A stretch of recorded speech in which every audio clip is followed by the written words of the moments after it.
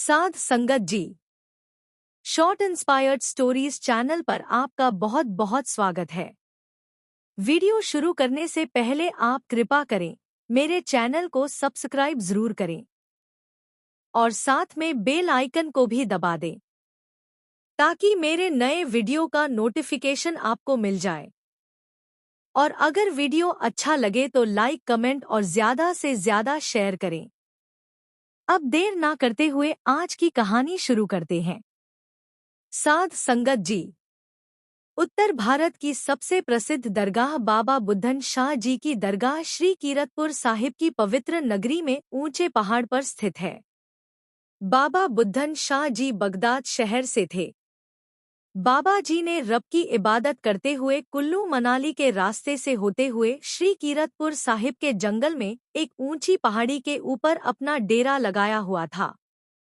इतिहासकारों के अनुसार बाबाजी जब गुरु नानक देव जी से मिले थे तब उनकी उम्र लगभग 671 वर्ष थी। बाबाजी के पास एक शेर, एक कुत्ता और 3 बकरियां थीं। कहते हैं कि बाबाजी की बकरियों को शेर और कुत्ता चराने ले जाते थे और उनकी रखवाली भी वही करते थे। अपनी चौथी उदासी में श्री गुरु नानक देव जी कुल्लू मनाली की यात्रा करते हुए बाबा बुद्धन शाह जी के डेरे में पधारे। भाई मर्दाना और भाई बाला भी गुरु जी के संग थे। बाबाजी ने गुरु जी का आदर सत्कार किया और उन्हें एक कटोरे में बकरी का दूध पीने के लिए दिया। गुरुजी दूध से भरा कटोरा देखकर बोले, बाबाजी यह दूध हम अभी नहीं पिएंगे, इसे हम अपने छठे अवतार में आकर पिएंगे। बाबाजी ने कहा, मेरी अभी ही इतनी उम्र हो चुकी है, आपके छठे अवतार तक ना तो यह प्राण बचेंगे और ना ही यह दूध। यह सुनकर गुरुजी ने कहा, बाबाजी छठे अवतार तक आप और यह दूध ऐसा ही रहेगा। गुरुजी यह वचन करके भाई मर्दाना और भाई बाला के साथ अपनी अगली यात्रा पर चल दिए। बाबा बुद्धन शाह जी ने गुरु नानक जी की अमानत दूध को अपने धूनी के पास रखकर कहा, यह अमानत श्री गुरु नानक देव जी की है, इसे संभाल कर रखना। समय बीता, छठी बादशाही का वर्त आ गया। श्री गुरु हरगोबिंद सिंह जी ने अपने बड़े पुत्र बाबा गुरु दत्ता को आदेश दिया, तुम हिमालय पहाड़ की तराई क्षेत्र में एक नगर बसाओ और अपने अगले जन्म के लिए वहां एक निवास स्थान बनाओ। बाबा गुरु दत्ता जी ने अपने पिताजी से एक विनती की, कृपा करके आप मुझे उस विशेष स्थान पर ले जाएं। श्री गुरु हरगोबिंद सिंह जी और उनके पुत्र बाबा गुरु दत्ता हिमालय की तराई क्षेत्र का विचरण करने निकले। इसी बीच श्री गुरु हरगोबिंद सिंह जी ने बाबा गुरु दत्ता को कहा, जब हम अपने पहले जन्म में भी गुरु नानक देव जी के रूप में यहाँ प्रचार करने आए थे तो यहाँ बाबा बुद्धन जी के नाम से एक पीर रहते थे जिनको इबादत करने की बहुत इच्छा थी, इसलिए वह लंबी उम्र की इच्छा रखते थे। मैंने उन्हें कहा था कि उनका भेंट किया हुआ दूध का कटोरा मैं अपने छठे रूप में स्वीकार करूंगा जब आपकी जीवन की अंतिम घड़ी नजदीक होगी। अब वह घड़ी आ गई है जब हमें बाबा बुद्धन शाह जी से मिलकर दूध का कटोरा स्वीकार करना होगा। गुरुजी ने बाबा बुद्धन शाह जी को पहाड़ की गांव में ढूंढ निकाला। बाबा बुद्धन शाह जी ने गुरुजी का हार्दिक स्वागत किया और कहा, यह तो ठीक है कि आप गुरु नानक देव जी के उत्तराधिकारी हो। आपके चेहरे पर वैसा ही नूर है, परंतु आप अपना शाही जामा छोड़कर उसी रूप में दर्शन दें। गुरुजी ने बाबा दत्ता को आदेश दिया कि वह घर जाकर गुरु नानक देव जी का ध्यान और स्नान करके वापस आए। बाबा गुरु दत्ता ने ऐसा ही किया। जब वह स्नान कर कर वापस आए तो बाबा बुद्धन शाह जी को श्री गुरु नानक देव जी का रूप दिखाई दिया।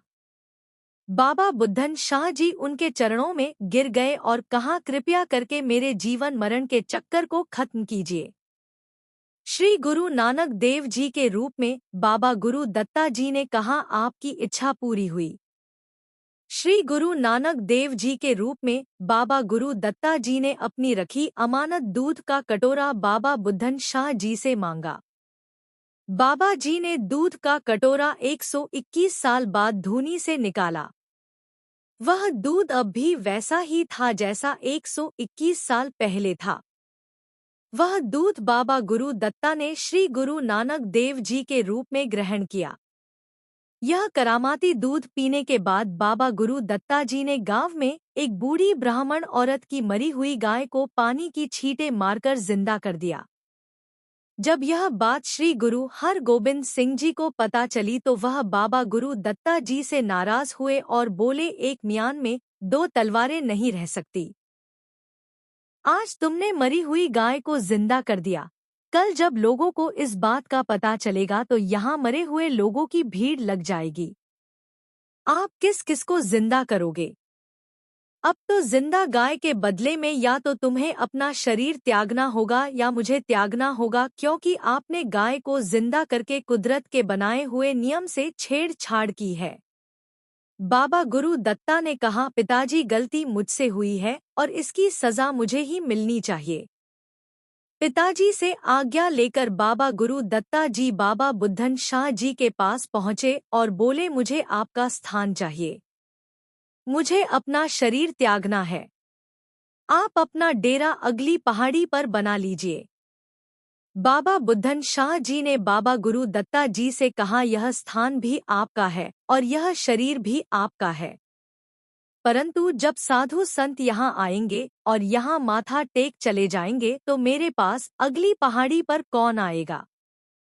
बाबा गुरु दत्ता जी ने कहा, मेरा घर आपका घर और आपका घर मेरा घर, यानी मेरे घर और आपके घर में कोई फर्क नहीं है। जो भी संगत यहाँ आएगी उनकी यात्रा आपके दरबार में माथा टेक कर ही सफल मानी जाएगी। यह सुनकर बाबाजी अपना शेर, कुत्ता और बकरियां लेकर दूसरी पहाड़ी पर चले गए। बाबा बुद्धन शाह जी के स्थान पर बाबा गुरु दत्ता जी ने लगभग 1600 ईस्वी में अपना शरीर त्याग दिया। इसी स्थान पर आज गुरुद्वारा बाबा दत्ता जी स्थित है।